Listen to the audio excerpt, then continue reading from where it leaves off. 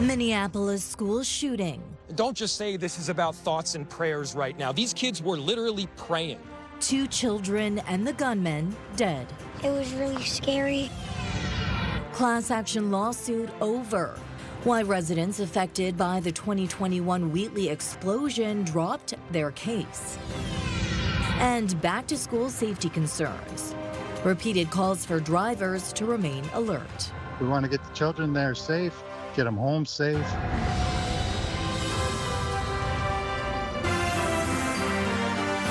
CTV News with Stefanie Masotti.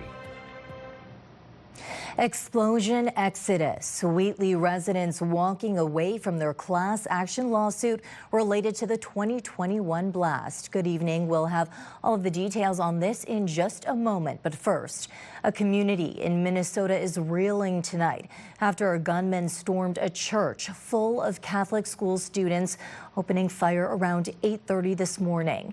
An 8-year-old and a 10-year-old were killed. 17 other people were injured. And don't just say this is about thoughts and prayers right now. These kids were literally praying. It was the first week of school. They were in a church. These are kids that should be learning with their friends. They should be playing on the playground.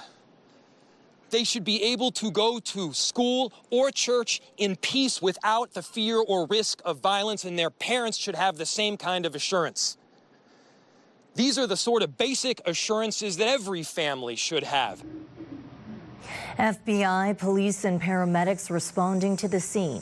The shooter, believed to be in his early 20s and acting alone, took his own life, according to Minneapolis police. They say a vehicle they think belonged to the suspect was found in the church's parking lot with a smoke bomb found inside. In the wake of the tragedy, a 10-year-old boy sharing his harrowing firsthand account, saying he hid under a pew while shots rang out. It was like shots fired, and then we kind of like got under the pews. It kind of, they shot through the stained glass windows, I think, and it was really scary. We went to the gym, and then the doors locked just to make sure he didn't come. And we waited in the gym for more news. I was like, the first one, I was like, what is that? I thought it was just something, and then when I heard it again, I just ran under the pew, and then I covered my head. My friend like saved me though, because he laid on top of me, but he got hit. Your friend laid on top of you? Yeah. And he got hit. What do you want to say to your friend who helped protect you? He's really brave, and I hope he's good in the hospital. And what do you want to say to everyone that had to go to the hospital? I hope you're okay, and I'm praying for you. U.S. President Donald Trump reacting to the news through a social media post. The president saying he's been fully briefed and sends his prayers to everyone involved in this situation. Back here at home, Wheatley residents are in the process of dropping their class action lawsuit against the Municipality of Chatham-Kent. Michelle Maluske joins me now with the latest in this ongoing fallout of the 2021 explosion. Michelle. Stefanie, a big update here for a story that started back in August 2021. A multi-million-dollar class action lawsuit could be discontinued in part because payouts have already been made. On August 26, 2021, hydrogen sulfide from an underground well exploded at Erie and Talbot in Wheatley. 20 people were hurt, dozens of buildings were heavily damaged. Now, as we've reported, a year later, a $100 million class action lawsuit was launched by a Windsor law firm against the Municipality of Chatham-Kent and HSE Integrated Limited, a safety equipment company based in Hamilton. This March, the municipality confirmed the province helped them pay 54 business applicants a total of $7.2 million in compensation, plus another $1.4 million was given to displaced or impacted residents. As a result, the law firm told the court a class action may no longer be viable. Now, we learned late today, lawyers must now ask the court to allow the class action to be discontinued. That hasn't happened yet. Now, the court also allows the municipality and HSE to countersue the residents and business owners for their legal fees. Specifically, Chatham-Kent paid a $250,000 deductible the minute the class action was launched. Today, the municipality confirmed they are asking their insurer to not countersue the residents or business owners of Wheatley for legal expenses to date. So where do we go from here? The municipality says they're reaching out to their insurer to find out if that company will let this go and not seek reimbursement for legal fees. Meantime, a lawyer for Strasbourg Wingfield Sasso, that's the Windsor law firm involved in the class action, they declined an interview today until they can formally ask the court to dismiss the class action lawsuit. And then, Stefanie, the court must approve of the class action being dismissed before they can put all of this behind them. Okay, we will continue to follow this. Michelle Maluske tonight. Thank you. In other news, police in Chatham had their hands full yesterday and overnight with a string of violent incidents. It started Tuesday morning in Blenheim. Police say a 36-year-old Ridgetown man allegedly pulled a knife and hatchet on two supervisors after being fired. Both victims suffered non-life-threatening stab wounds. He is charged with attempted murder and other offenses. Just after noon, in an unrelated incident, a 32-year-old man was arrested after he allegedly stole from a store on Queen Street, then pulled a hammer on an employee. She suffered a minor injury to the hand. By mid-afternoon, officers say a 60-year-old man was caught inside a Woods Street home after allegedly breaking in through the back door. And early this morning, two masked men and a woman allegedly robbed a convenience store on McNaughton Avenue West. Police say the clerk was hurt and taken to hospital. All three suspects, aged 20, 21, and 40, were arrested hours later. Full details on all of these arrests over on our website, ctvnewswindsor.ca. Transportation Safety Board report is shedding light on what sparked a 2023 shipboard fire near Pelee Island. The TSB says an engine room fire was triggered by a fuel leak that ignited on hot exhaust piping. Investigators found retaining clamps were left off after a repair, making the fuel lines vulnerable to vibrations and leaks. Crew efforts to activate the co-suppression system failed, with gas discharged into the wrong room due to damage and installation issues. The TSB says the case underscores broader safety concerns, prompting a national review of how vessel fires are handled. The slower streets of summer are almost in the rear view, with most students headed back to school in under a week's time. That's prompting calls for drivers to get back into the swing of staying alert in school zones. CTV's Chris Campbell joins us tonight with more. And Chris, it sounds like parents have concerns about school zone safety. Yes, Stefanie, 8 out of 10 Ontario parents say traffic around schools has become worse at both drop-off and pick-up times. The concern is that congestion is leading to unsafe behavior on the roads, and that puts kids at risk.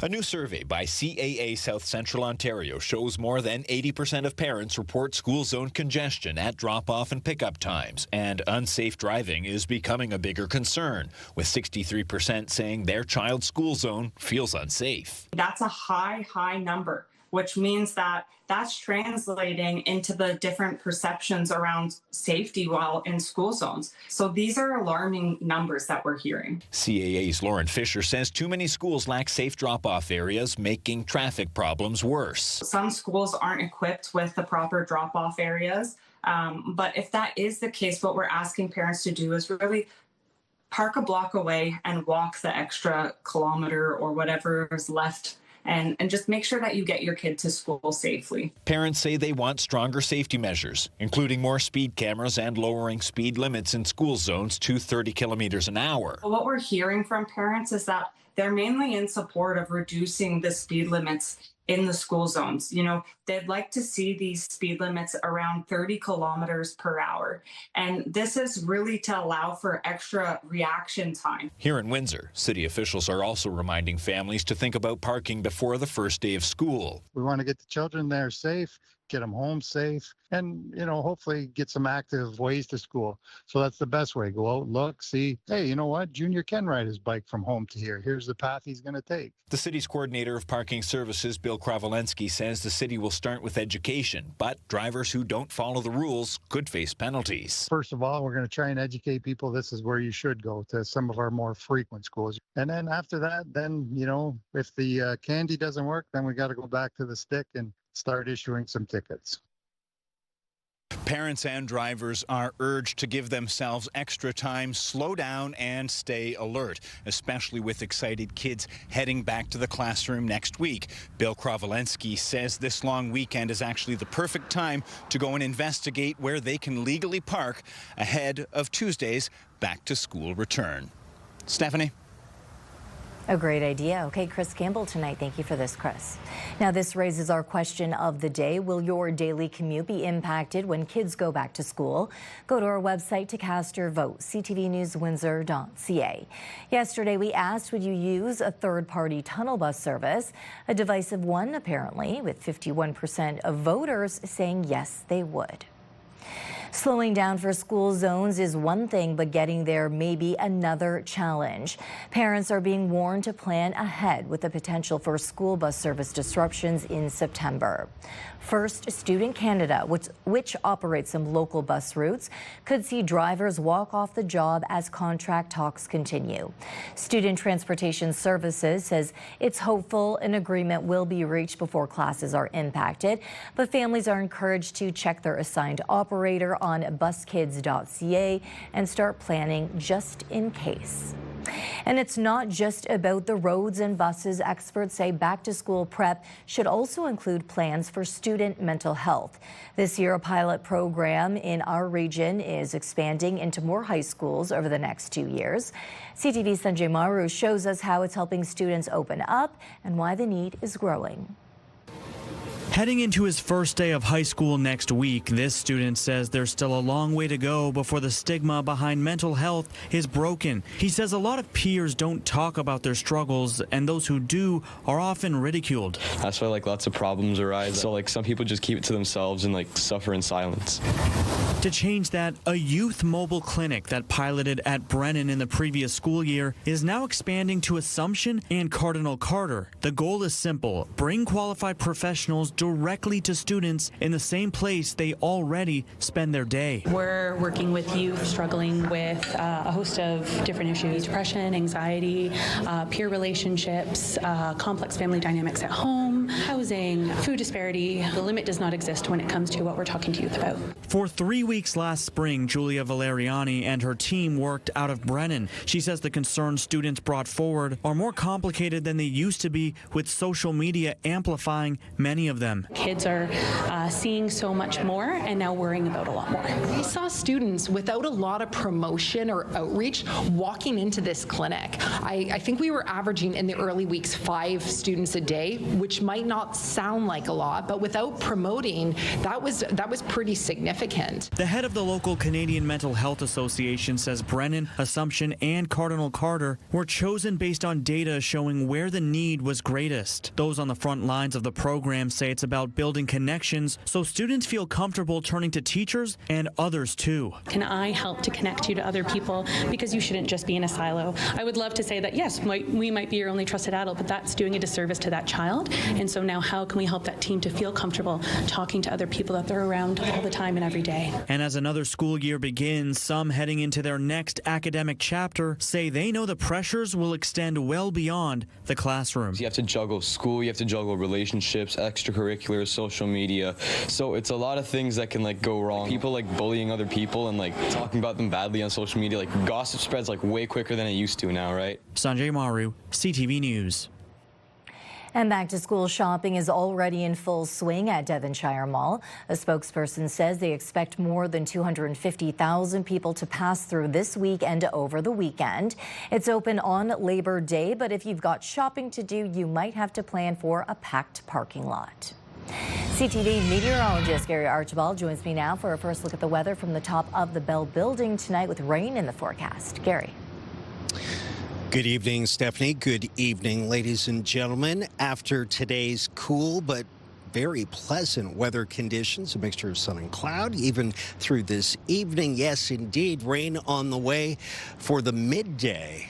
We're likely to see this system that's moving across upper Michigan through parts of central and western Ontario, Manitoulin Island, headed towards the eastern shores of Lake Huron, clipping Lake St. Clair and us too here in extreme southwestern Ontario, likely in the 11 o'clock a.m. hour towards noon and beyond into the early afternoon.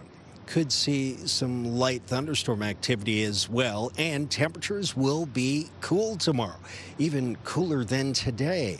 I'll break down what you need to know in terms of the rain and temperatures just ahead with my complete forecast. It's coming up. For now, I'll send it back to the desk inside. We'll say goodbye to summer late next month with the return of Open Streets Windsor 2025. You're going to have a number of fun things to do, family-friendly things to do from start to finish along the road. The event returns to the core on Sunday, September 21st, with new spots included and new vendors taking part. Open Streets events are held across North America, seeing streets shut down to cars and opened up to pedestrians. Last year we did the East End edition. This year we're going back to the normal route, which is Sandwich Town to Ford City.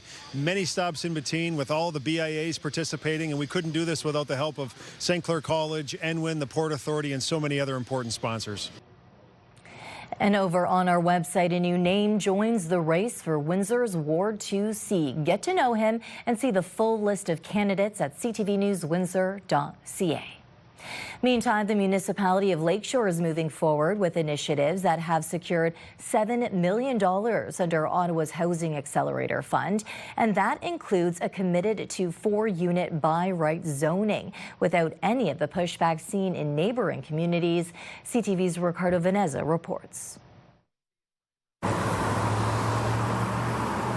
The Municipality of Lakeshore has received its first of 4 payments under Ottawa's Housing Accelerator Fund meant to fast-track new home builds. That's really been transformational for Lakeshore. $7 million under the program was announced in March, meant to help build 898 new units. And they did it without 4-unit by right zoning becoming the flashpoint it was for its neighbors. Well, I mean, remember, provincially, triplexes are already allowed. We don't have a proliferation of triplexes in Lakeshore. So it doesn't mean there's going to be a 4-plex on every corner. It doesn't mean there's going to be high-rises on every corner. It's gentle densification in a way that works for Lakeshore. Lakeshore CAO Tyson Craig says council is committed to the zoning change and credits the town's Horizons initiative meant to modernize planning and development for engaging with residents and walking them through potential changes. The zoning issue was a divisive one for councils in Windsor and Tecumseh as a condition of half support. Windsor's failure to relax its zoning meant losing out on roughly $30 million. This is wrong, and it's not what the residents are telling me they want to see. While Tecumseh has put at risk 3/4 of its $4.4 million approved under the program after it flip-flopped on the change. We have come at this with the perspective that information is good, conversation is good. The University of Windsor's Centre for Cities has partnered with the town to drive housing and development change in the fast-growing municipality.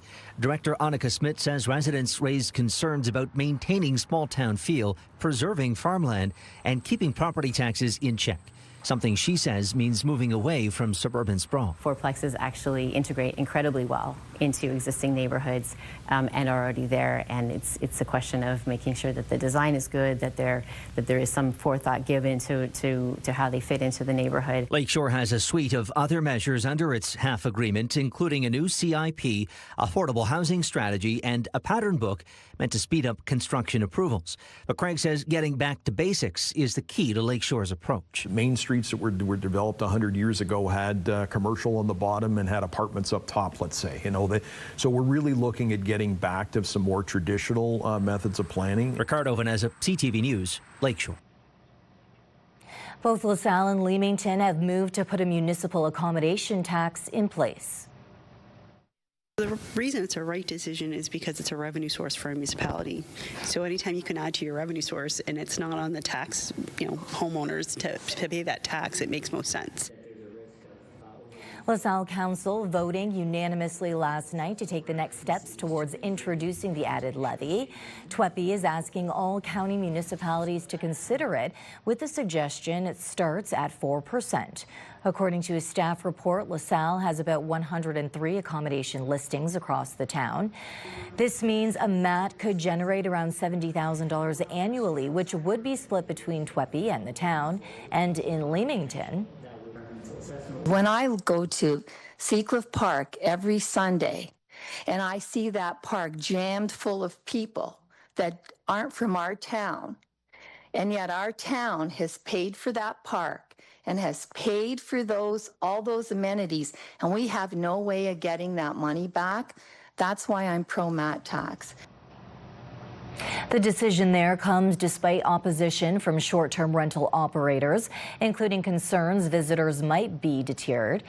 Figures from TWEPI estimate Leamington could generate $610,000 in revenue. Funds generated from the tax are required to go back into tourism and infrastructure. Throughout the county, Kingsville is so far the only community to oppose the tax. Continue to work with those in the industry to accelerate it, get it done as quickly as possible. Still ahead on Windsor's News Leader.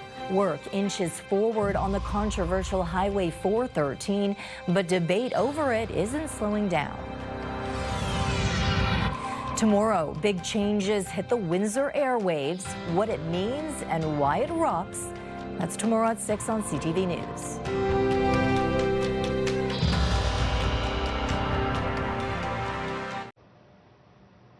In London, health officials have redeclared Legionnaire's disease outbreak and say another person has died. The regional health unit declared the outbreak over at the beginning of the month. At that time, officials had identified 70 cases and 3 deaths related to the outbreak. They now say the likely source of the outbreak is Sofina Foods.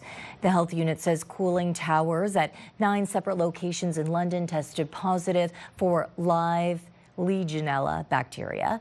The death toll now sits at 4, with 94 serious pneumonia cases reported and 86 hospitalizations. Premier Ford has announced the first step towards construction of Highway 413. Construction alone will keep 6,000 workers on the job and will add $1 billion to Ontario's GDP every single year. It will shorten travel times by up to 30 minutes per trip, helping people and goods get where they need to go faster. Highway 413 will protect our workers and will help us stand up to President Trump. It will deliver on our plan to build a stronger, more prosperous Ontario for decades to come. Highway 413 will run between York, Peel, and Halton regions. Construction will start with the resurfacing of Highway 10 to prepare for a new bridge over the future route.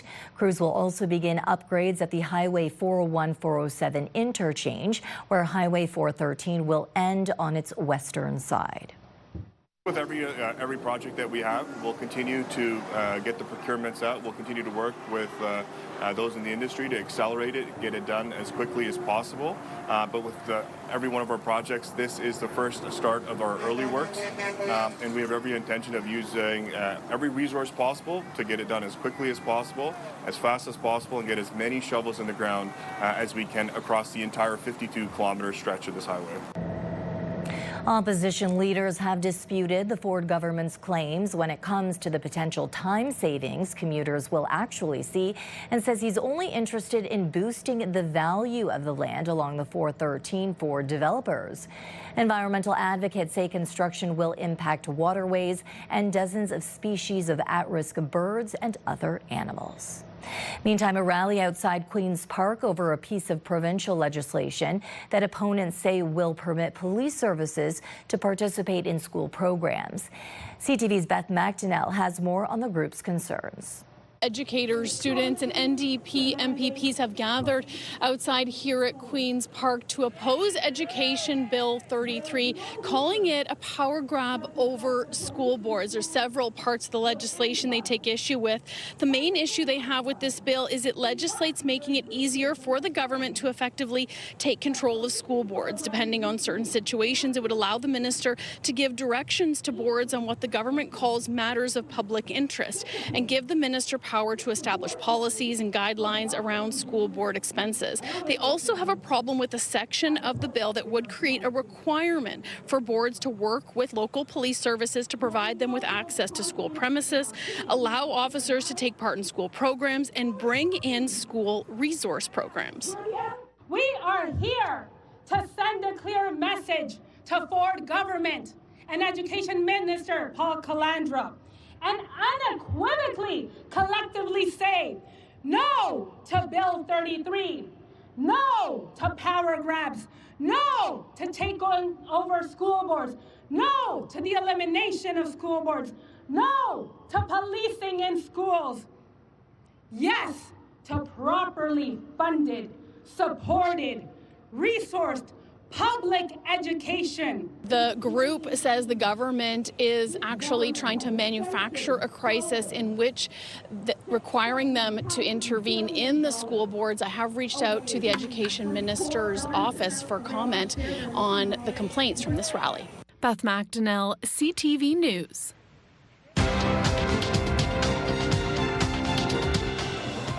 Strength in the financial sector helped Canada's main stock index finish higher today. In Toronto, the TSX gained 93 points. In New York, the Dow added 147, the Nasdaq up 46.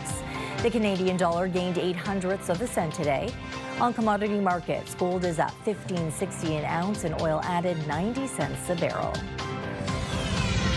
It took a lot of work to get here, but she is a wonderful girl.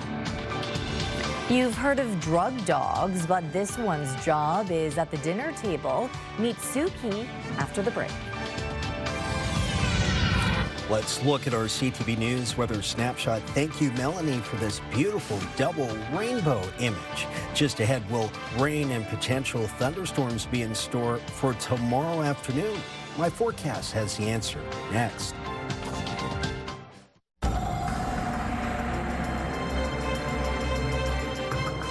Gorgeous blue skies. Cool out there, but very comfortable still. Gary joins me again for an extended look. Now, the word cool is being used relatively, and temperatures are, in fact, you're right, Stefanie, cooler than seasonal, but comfortable is also the key word that I would accompany the word cool. And these temperatures are still going to be 2 to 3 degrees below seasonal. Perhaps the next couple of days, it might even be cooler than that. More on that in just a moment. Reached a high near 24. Average highs closer to 25 to 26 between Windsor, Essex, Chatham-Kent. The northwesterly winds persist. It's been a bit breezy at times. Gusts in the low to mid-30s with sustained winds in the 20s. This northwesterly air is cleaner and fresher. Hence, the air quality index is at 2 out of 10. The lower the number, the better the air quality, so that's good. We're holding at 22 in Chatham-Kent, a mixture of sun and cloud. That's 72 degrees Fahrenheit. The same sky conditions for the most part across Windsor, Essex, and surrounds. 23 at the International Airport in Windsor. The Rose City looks good tonight. That's 73 degrees Fahrenheit. Warming up across Alberta and Saskatchewan, southern Manitoba. Temperatures in the mid to upper 20s, if not low 30s.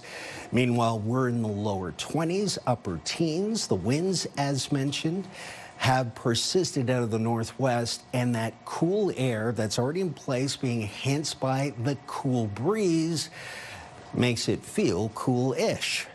And that's the story through tonight. We will still be looking at lows close to about 10 and 12 degrees Celsius overnight into early Thursday morning. And today, August 27th, is my mom's birthday. Happy birthday, Mom.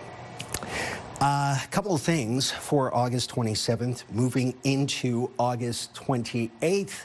28th is going to see early showers, potentially late in the morning, coming from the northwest, as we can see it already with this satellite radar imagery. That sweeping area of low pressure should arrive close to about noon. So 11:30 towards noon, 2 p.m. rains on the way. And there might be even some embedded thunderstorm activity. I don't think it's going to be a huge rainfall event, so that's good news. But what we do see is coming, and it will be here for tomorrow afternoon. Tonight is relatively quiet. We're looking at temperatures close to about 15 degrees and clearing by midnight. The wind switching to southwesterlies, sustained at 15 km. Take a look at the Siles Heating and Cooling 7-day forecast. Showers tomorrow, maybe thunderstorm, a cool 21, followed by 20. Mostly cloudy, with showers a possibility Friday, showers a possibility Saturday, 23. Sunday, 23 and sunny. Sunny and fair Monday, the holiday, 25 up to 27, then 25. Fair weather, a bit warmer. A nice stretch Sunday through to Wednesday of next week. And that is a look at your long-range weather. Lifetime, brought to you by Safeguard Medical Alert Systems.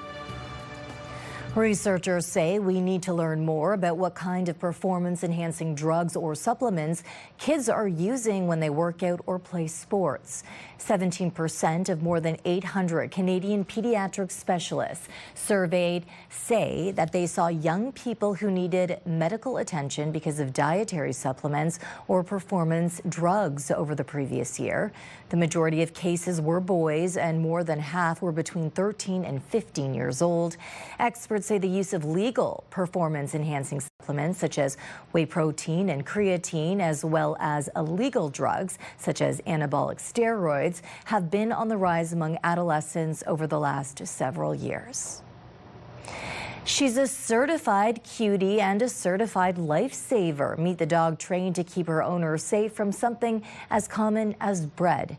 ABC's Danny New explains. How did I get my gluten detection dog? I trained her. This is Suki, a certified cutie and a certified gluten detection dog. How essential is Suki to your life? She is such a game changer for me. For California's Kendra Williams here, who has celiac disease. Good girl. Her 5-year-old Portuguese water dog has been trained to smell mom's food and give the signal if there are any traces of gluten, a protein found in wheat, barley, and rye. According to the Cleveland Clinic, when you ingest gluten with celiac disease, your immune system starts attacking the gluten, damaging your small intestine. Yes. So when Kendra goes out to eat, for example, Suki will boop her if the food is safe, and if it's not, Suki will alert Kendra with a little paw action. Back in 2017, when Kendra was first diagnosed in her late 40s, she says even a breadcrumb could suddenly cause internal damage and leave her sick for weeks. Good sit. So in the 2020 lockdown, Kendra decided to use that time to adopt and train a 10-week-old doggy detective. For 2 years, they took online courses together with a special trainer, and within the first year, Suki could already help with a perhaps surprising gluten container, medicine. 5 years later, not only is Suki helping Kendra eat safely all over the country, but she's also become pretty famous now. This video from earlier this month has more than 10 million views, with one commenter writing, "Not only would I trust Suki with my food, I trust her to be my power of attorney." It took a lot of work to get here, but she is a wonderful girl. Coming up on Windsor's News Leader, another tough night in Oakland for the Tigers, the ugly ending after the break. CTV Windsor and 93.9 Virgin Radio have your chance to rock the runway. Enter today's keyword at ctvwindsor.ca for your chance to win tickets to see Noah Khan Friday, September 12th at Rock the Runway in London and an overnight stay.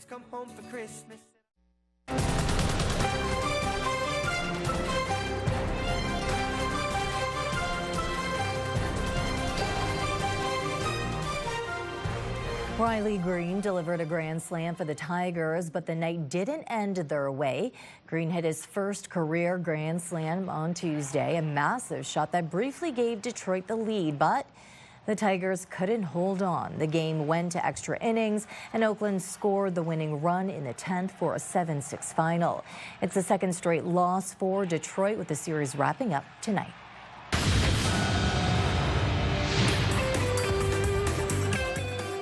And new details on the proposal heard around the world. Football star Travis Kelce popped the question to music royalty Taylor Swift, and now we're hearing from his family, plus what we're learning about the ring and the timeline. Here's NBC's Emily Akita with more. Hey, Travis. It's the newest chapter in a superstar love story. Taylor Swift and Travis Kelce announcing their engagement, sharing 5 photos to her song, So High School. The elaborate engagement photos showing the all-star couple surrounded by flowers, with the Chiefs tight end on one knee.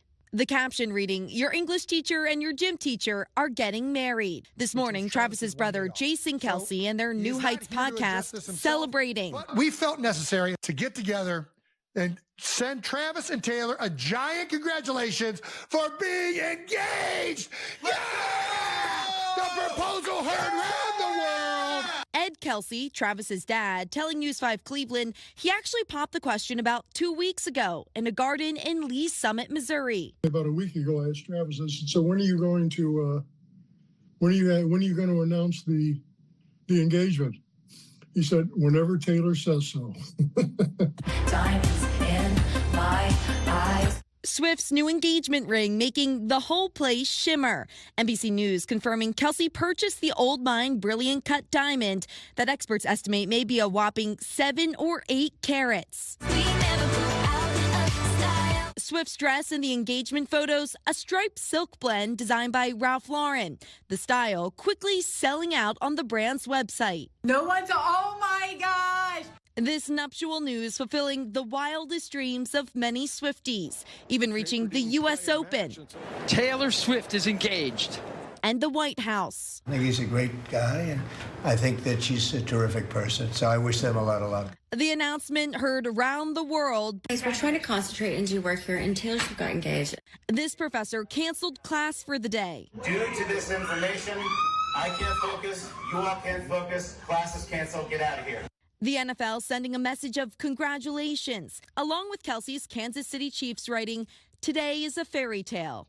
You're so handsome. Earlier this month, Swift giving a backstage pass on their 2-year relationship on the Kelce Brothers podcast, New Heights. This is sort of what I've been writing songs about wanting to happen to me since I was a teenager. Yeah. This morning, a new meaning to Swift's lyrics.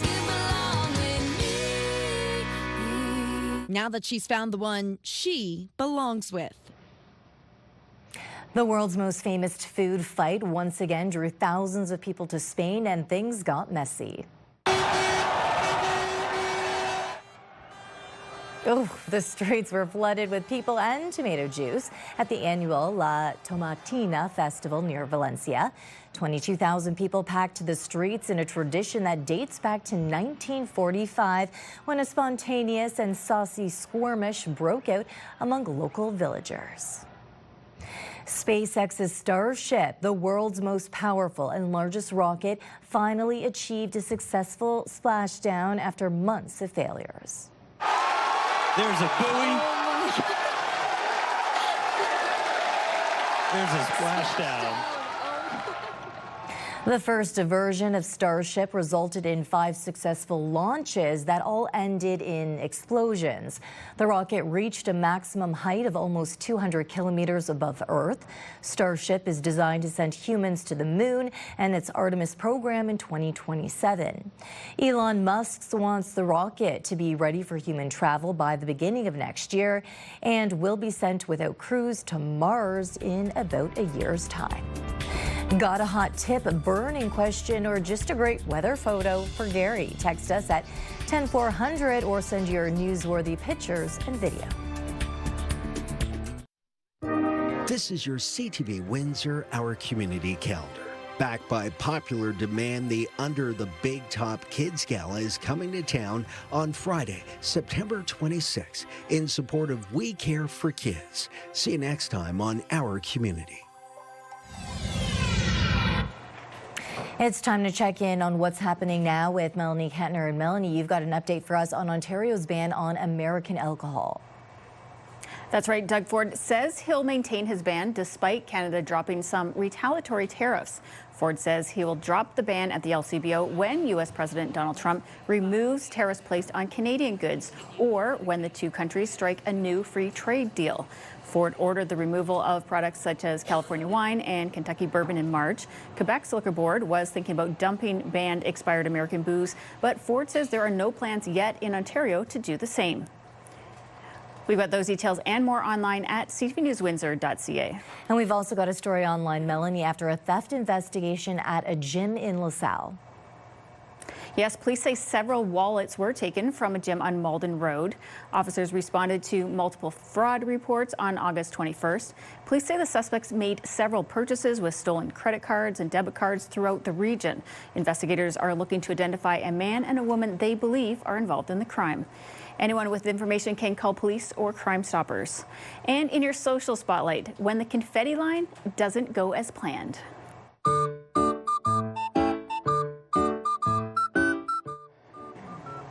See, I think the confetti is supposed to go up and not straight into their faces and hair. And they were probably picking out confetti the whole rest of their wedding day and night, Stefanie. Yeah, that definitely would be annoying, but hey, things always go wrong. At least one thing goes wrong in every wedding. Yeah, that's true. And they probably have some kind of crazy pictures out of that. Yeah, definitely. Okay, thank you, Melanie, and that's what's happening now. Also happening now, it is National Peach Day. Whether you enjoy them fresh, baked into a cobbler, or canned for later, peaches aren't just delicious, they're also good for you. The fruit is packed with vitamins and antioxidants. They're also low in calories and help fight illnesses like heart disease.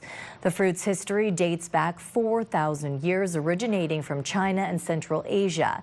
Back then, they weren't only a delicious food, they were an expensive and highly traded commodity. Peaches arrived in the U.S. in the 1700s. Today, the top peach producing states are California, South Carolina, and Georgia. Oh my gosh! Still to come, how just another day on the water became a moment one family will never forget. The remarkable video just ahead. The latest news to start your day. Interviews, conversations with the top officials, the difference makers, and personalities in Windsor, Essex. Only on Windsor, Essex #1 morning show. It's Mornings with Mike and Meg on AM 800.